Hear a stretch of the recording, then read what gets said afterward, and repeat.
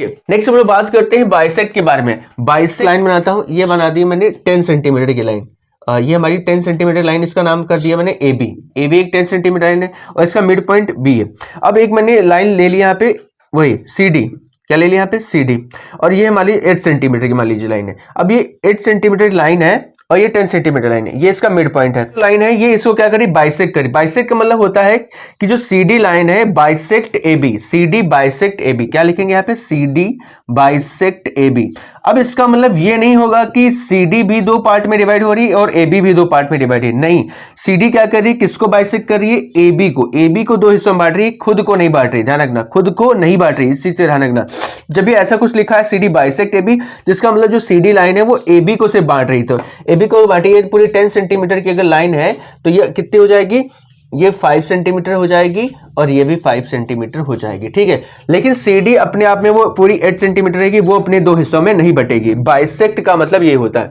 अब देखो इंटरसेक्ट में ऐसा कुछ नहीं होता कि वो इधर 5 होगा इधर 5 होगा, कुछ भी। देखो यहाँ पे हो सकता है 2 हो, यहाँ 8 हो, ऐसा कुछ नहीं। लेकिन बाइसेक्ट में क्या होगा, अगर बाइसेक्ट है तो दो हिस्सों में वो लाइन काटेगी। देखो यहाँ पे लाइन दो हिस्सों में ये नहीं काट रही, लेकिन यहाँ पे देखो दो हिस्सों में ये लाइन काट रही। अब देखो बाइसेक्ट को, अब देखो बाइसेक्ट ईच अदर पहले समझाते हैं। यहाँ पे कहेगा कि AB and CD bisect each other. क्या कहेगा, बाइसेक्ट ईच अदर, ठीक है। यानी कि CD और AB दोनों बाइसेक्ट, यानी अपने आप को दो हिस्सों में बांटते हैं। अगर मान लीजिए 10 है और ये पूरी मेरी 8 सेंटीमीटर की है, तो क्या करेंगे, वो दोनों आपस में 2 इक्वल पार्ट्स में बढ़ जाएंगे। यानी ये नीचे वाला 5 हो जाएगा, ठीक है, और ये वाली जो कितनी होगी 4 और 4, यानी कि दोनों आपस में दो बराबर हिस्सों में बढ़ जाएंगी। लेकिन यहाँ पे क्या हुआ, यहाँ पे CD सिर्फ AB को काट रही थी, तो ये CD दो हिस्सों में नहीं बटी। हो सकता है यहाँ पे एक्स्ट्रा हो जाए, यहाँ पे मान लीजिए टोटल 8 थी, तो हो सकता है ये 2 हो जाए और ये ऊपर वाला 6 हो जाए, ठीक है। ऐसा कुछ हो सकता है, लेकिन दो हिस्सों में वो अपने आप को नहीं बांट रही है।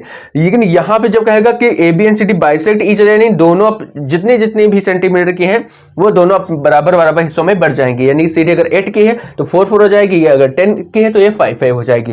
लेकिन यहाँ पे सिर्फ CD बाइसेक्ट की भी, तो यहाँ पे सिर्फ AB को ही काटेगी, दो हिस्सों में, खुद दो हिस्सों में नहीं बटेगी।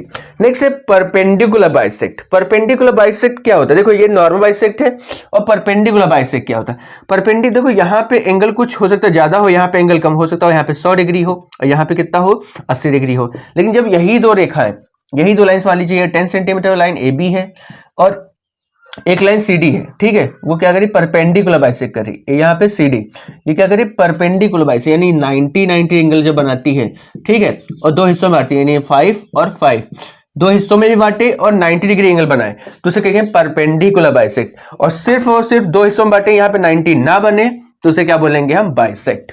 ओके, और इसी तरह परपेंडिकुलर बाइसेक्ट ईच अदर भी हो सकता है कि यहाँ पे 90 डिग्री बने और दो हिस्सों में बराबर बढ़ जाए, तो उसे कहेंगे परपेंडिकुलर बाइसेक्ट ईच अदर। तो आई थिंक आपको ये पूरी टर्मिनोलॉजी समझ में आई होगी। आपको ये वीडियो कैसा लगा ये मैं कमेंट सेक्शन में जरूर बताएं।